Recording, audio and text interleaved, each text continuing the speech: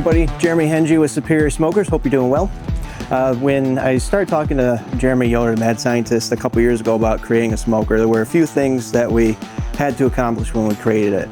One was we had to make sure everything was 100% made in the US. So everything on the Evolution, from the thermometers to the bearings to the little screws that go on the handle, everything is made in the US. We wanted to make sure that we were supporting local companies. We also want to make sure that we were helping create as many jobs as possible. So that was one of the most important things to us.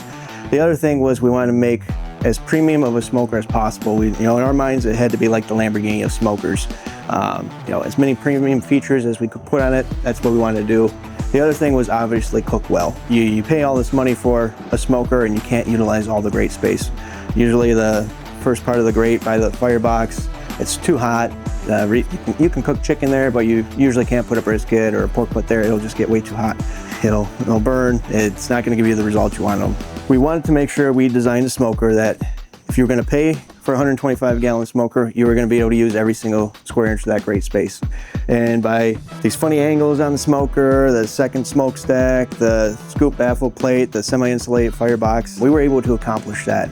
And we were extremely happy about that. But in doing so, we had a couple unexpected surprises. One of them was we realized you can actually cold smoke food. I'm talking actual cold smoke, around 100 degrees. Just by closing the main stack and leaving this auxiliary stack open just a little bit. It really only takes 1 or 2 small logs, and it maintains that 100 degrees for 2-3 hours. What we're going to do today is actually cold smoke some salmon. I live in Middle Tennessee and it's extremely hard to find good seafood around here. So I went to my friends at TN Meat Co. I talked to Taylor. I said, Taylor, I'm making a video on cold smoking salmon. I need some salmon. Taylor's like, I got you. What we're going to do is, first of all, we wanted to cut this thin stuff off here. Even with cold smoking, it's still too thin. It's going to get dried out. It's not really going to give you the result you're looking for. So we're just going to take this, kind of go in a straight line here and cut that off.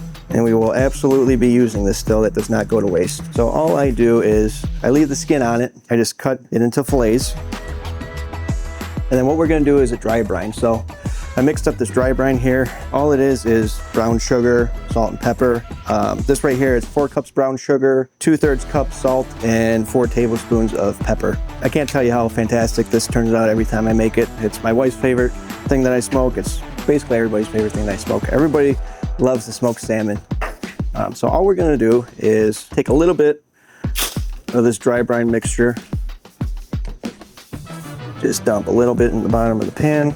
Now this amount of the brown sugar mix that I make is about enough for this size fillet. Might be a little bit left over, but just want to kind of coat the bottom of the pan just like that. And then we're just going to play Tetris and try and fit all these fillets in this pan. I think they will all fit. Squeeze that one in there. And then you just take the rest of your brown sugar mixture and dump it on top. It may seem like you're wasting some of the brown sugar mixture, but you really want to make sure you have it packed in there, and you want all the salmon to be coated in that. All right.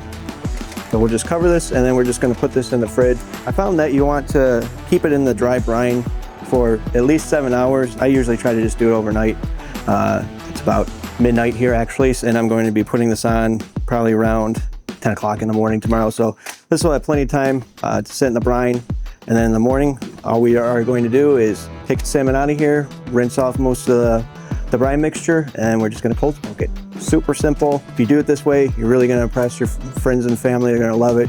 Make sure you tell them that it was extremely complicated. It was like 5,000 different ingredients that you had to do. It's really not, but I won't tell them. All right, I will see everybody back in the morning. All right, so the salmon has been in the dry brine overnight, but right now what I'm going to do is get ready to put these on the Evolution, and we're going to do the cold smoke method, actual cold smoke method. So I'm going to keep the temperature around 100 degrees. I have a really big coal bed in there because I was cooking briskets and beef ribs. So ideally I wouldn't have a coal bed as big as I do right now. But essentially, once it's cooled down to about 100 degrees, these are the splits I'm going to use. As you can see, they're not very big splits. This is all you need to keep the temperature at 100 degrees. It'll stay at that 100 degrees for probably 2 to 3 hours with just these 2 splits here. So what I want to show you though is what the dry brine actually does to the salmon. So as you can see, it's really dark. It almost looks like a almost like candied salmon. That's what the brown sugar and the salt will do to the salmon when you leave it in there overnight. It really gets deep down all the way through the salmon. That's why I recommend it at least 7 hours. If you can do overnight, great, but definitely at least 7 hours. Otherwise, this dark orange color will only be at the very top and it won't go all the way through the salmon. So that's what you're trying to do, though, is have this dark, bright orange color go all the way through the salmon. So I'm gonna put these on the smoker and we'll leave them on for about 3-4 hours and see where they're at after that. The salmon is done cold smoking. You can see the nice rich orange color that went all the way through it. That's from the dry brine, leaving it overnight and helping it go all the way through the salmon. So you get that, it almost looks like candied salmon when it's done. It really does. So I know this is gonna be good, but it doesn't matter what I think until it's approved by Andy. So the official taste tester. It's appropriate you're wearing a Speedo for the salmon.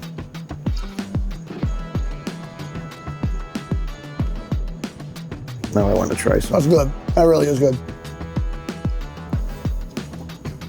Well, I look like a slap. Do I have salmon in my beard? Like what I want to do with that one, I want to take that over there with that cream cheese we smoked, and a cracker, or maybe even like a little Melba toast or one of those things. You know, with all the accoutrements.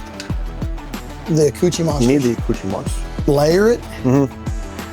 I think it would be absolutely amazing. It is. Maybe little capers on it too, because I'm kind of bougie that way. But if you do it this way, especially if you do the cold smoke method on the Evolution, it's going to turn out the same way every time. We're not really speaking enough about how much this makes a difference. I used the 2 little logs. Those lasted for about 3 hours. I just closed a big smokestack, left this one open. It stayed right around 100 degrees the whole time, and I actually got to take a little nap. It was fantastic. So if you really want to impress your friends or family with some smoked salmon, it's so easy to do, especially on the Evolution. And Andy approves it, so you know it's got to be good. Well, and it's got such a good presentation too. Like, look, it looks candied.